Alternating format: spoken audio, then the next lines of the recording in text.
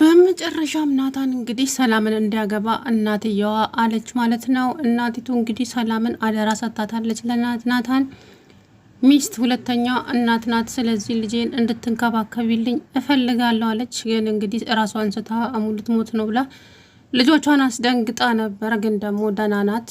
ማኪሻም ደግሞ እንግዲህ ናታን የኔና የኔ ብቻ ነው፣ እኔ እያለው ናታን የማንም አይሆንም እያለች ዛቻዋን ቀጥላለች። እችኛዋ ደግሞ የባሏ እህት እንግዲህ ይሄ ቤት አሁን ለኔ ነው የሚገባው፣ ወንድሜ ይሄ ያልተገባ ቦታ ነበረ፣ አንቺ ወፍ ዘራሽ ነሽ፣ ይሄ ቤት ላንቺ አይገባም፣ አሁን ወደሽም ሳይሆን በግድሽ ትፈርሚያለሽ እያለች እያስገደደቻት ነበረ። እሷም ደግሞ የፈለገ ነገር አምጪ እንጂ አልፈርምም፣ አማራጭ የለሽም፣ ፈርሚ ብትላትም አልፈርምም ብላለች። እንግዲህ ትፈርም አትፈርም ገና አልታየም ማለት ነው። እንግዲህ አስፈራርታታለች ማለት ነው። ወይዘሪት ማኪ ደግሞ እንግዲህ አርግጃለሁ የልጄን ደስታ አይቼ በሞት ምናምን ስትል የልጅሽን ደስታ ከማየት የልጅ ልጅሽን አይተሽ ብትሞቻ አይሻልሽም እንዴ ማሚ አለቻት። ማለት አልገባኝም። ሆዷን እያሻሸች ወይዘሮ ማኪ እንግዲህ እርጉዝ ነኝ ልትል እኮ ነው። አሁን እንደ ሰው በእርግዝና ይዋሻል?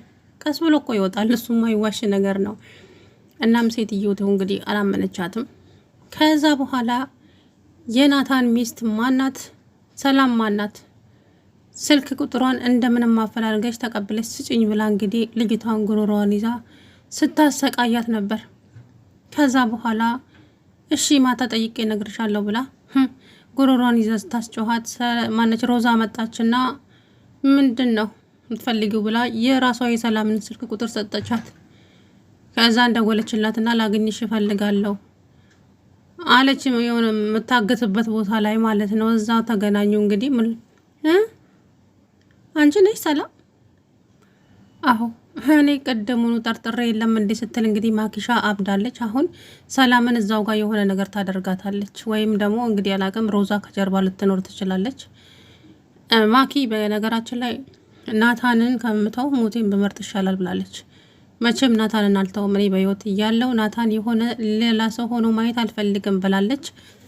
እንግዲህ አስባችሁታል። ሴትይቱ አንድ ነገር እንድትተባበረኝ ይፈልጋለሁ ማኪዬ እባክሽ ስትላት ምን ልጄ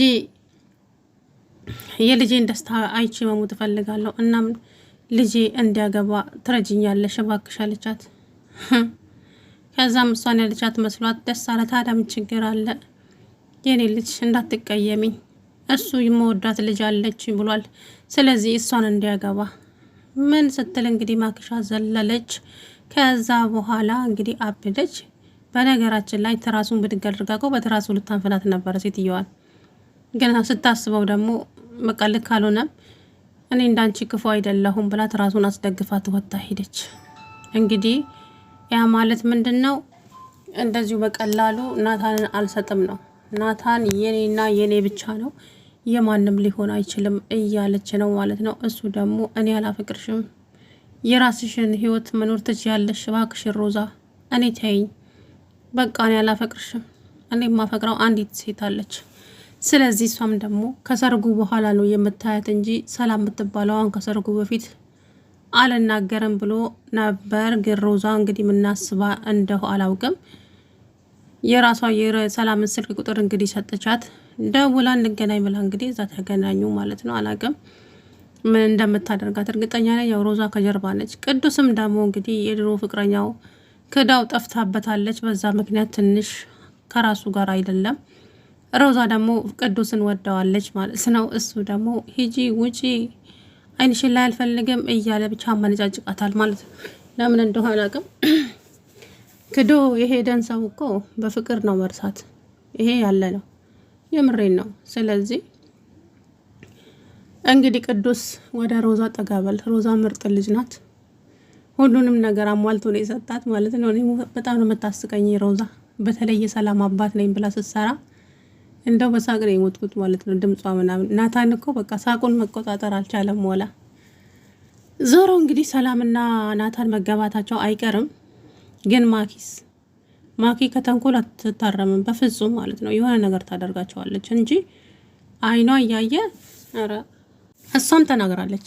አይኔ እያየ እኮ ናታን ለሌላ ሰው ሲዳር ሞቴን አልመርጥም እንዴ እኔ እኮ ማኪ ነኝ እያለች እየዛተች ነበር። እንግዲህ ምን ለማድረግ እንዳሰበች የማውቀው ጉዳይ የለም። ግን እንግዲህ ሴትይቷም አላቅም ጤናዋ ልክ ላይ አይደለችም። አሁን ላይ የሮዛ እናት ታማለች። እንግዲህ አስደንግጣቸው እየጮኸች ነበረ ሮዛ። እኔ እንደውም የሞተች መስሎኝ ነበር ሴትይቱና በህልሜ ናታን የሙሽራ ልብስ ለብሶ ተሞሽሮ ምናምን ነገር አየው ስትል ነው ህልሜ ያለመችውና ያው በልቦ ያለውን ነው። እሱ በፊት ማኪን እንዲያገባ ነበር የምትፈልገው እናትየው። ግን ዞር ብላ ስታስበው ልጇን እየተጫነችው ነው። ያለ ፍላጎቱ የማይፈልጋትን ሴት እንዲያገባ እየገፋፋችው እንደሆነ ተሰማት። ስለዚህ ለምን ይሄን ነገር አልተውም? ስለዚህ ልጄ ነው፣ ከሱ የሚበልጥብኝ ነገር ደግሞ የለም። ስለዚህ እሱ የመረጠውን እራሱ ያግባ፣ እኔ በዚህ መሀል አልገባም ብላ እንግዲህ ተናግራለች። ከዛም ዛሬ እንግዲህ ሰላምዬን ጠራቻትና ለሰላም ሁሉንም ነገር ነገረቻት። ልጄ መጀመሪያ ልጁን ጠይቀችው ናታንን ታፈቅራታለህ ስትል እማዬ አሁን እንደዚህ አይነት ነገር የሚጠየቅ ነው እንዲህ በዚህ ሰዓት ስትል የሆነ እኔ ቀለበቷን ይሁን አላቅም ብቻ ሰጥተዋለች ማለት ነው። እሱና ሮዛ እንግዲህ ደንግጠው እየተያዩ ነበረ። ከዛ በኋላ እነሱን አስወጣችና ደግሞ ሰላምን ጠርታ ሰላም አጠገቧ ቁጭ ብላ የኔ ልጅ ታፈቅሪዋለሽ አይደል ናታንን ስትላት ሰላም አፈረች። ይኸውልሽ የኔ ልጅ ልጄን አደራ፣ ሚስት ማለት ሁለተኛ እናት ናት። እናም ልጄን አደራ ሰጥቼሻለሁ። ልጄ በሆነም አጋጣሚ እንዲከፋብኝ አልፈልግም። አንቺ ደስተኛ አድርጊልኝ ልጄን፣ ግን ደግሞ አለማችሁን አይቼ መሞት እፈልጋለሁ ስትል ኧረ ማሚዬ ለምን እንደዚህ ትያለሽ? ምንም አትሆኝም እያለቻት ሰላም እንግዲህ በነገራችን ላይ በፊት ሰላምን አትወዳትም ነበር ሰው ሰራተኛ ስለሆነች አይ ሰው ግን እሱ ሰራተኛ ነች ብሎ አልናቃትም፣ ይወዳታል። አብሯትም ለመሆን ለማግባትም ወስነዋል ማለት ነው ናታን። ግን እንግዲህ ማኪ ደግሞ ምን አመጣች እርጉዝ ነኝ ብላ ሆዷን እያሻሸች ነበረ ማለት ነው ድራማዋን ልትሰራ ጉድ። ከዛ በኋላ እውነት አልገባኝም የኔ ልጅ እርጉዝ ነኝ እያልሽ ነው እያለች እች ሴትዮ ደግሞ የነናታን አክስት በፍጹም በቃ መጥፎ ሰው ናት። እናም ሴትይቱን የሆነ ነገር ከማድረግ እንኳ ወደ ኋላ አትልም። ብትፈርምላት ራሱ በትራስ አፍና ትገላታለች።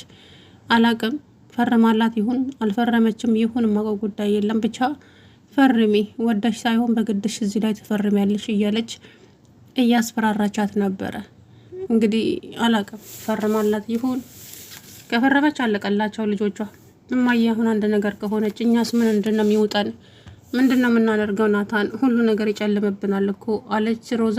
ተይ እባክሽ እናቴ ምንም አትሆንም እንደዚህ አትበይ ሰላም እያላት እርስ በራሳቸው እንግዲህ እየተጽናኑ ነበረ። ሲያሳዝኑ ግን ዞሮ እንግዲህ ምንም እንደማይሆኑ ተስፋ አደርጋለሁ። ያው አንዳንድ ጊዜ ብቻ ነገሩ ከባድ ነው የሚሆነው። ያላሰብነው ነገር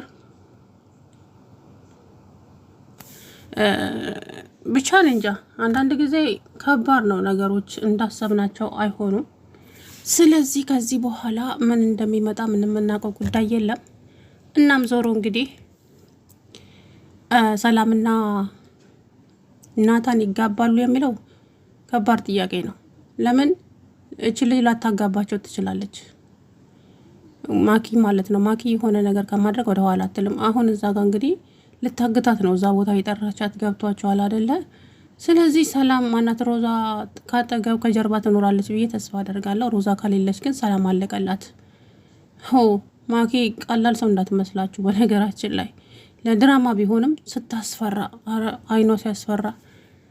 እንግዲህ ሰላምዬ ፈጣሪ ካንቺ ጋር ይሆን እንጂ አሁን እኔ ግራ ይገባኝ ለምንድን ነው የሰላምን ስልክ ቁጥር የሰጠቻት ነው ግራ ይገባኝ። ይሄ ነገር ብቻ ነው ከባድ ነገር ነው ያደረገችው ሮዛ። ለምን እንደሰጠቻት ግን ጥያቄ ሆኖብኛል። እንደዛ ማድረግ አልነበረባትም፣ ግን የሆነ ያሰበችው ነገር እንዳለ ይሰማኛል ማለት ነው። እንግዲህ ምንም ማቆ ጉዳይ የለም። ዞሮ እስቲ አብረን የምናየው ነው የሚሆነው። እንግዲህ ከዚህ በኋላ ሰላም ውድና የተከበራችሁ የቻናሌ ቤተሰቦች እንዴት ናችሁ? አለሁ ደህና ነኝ።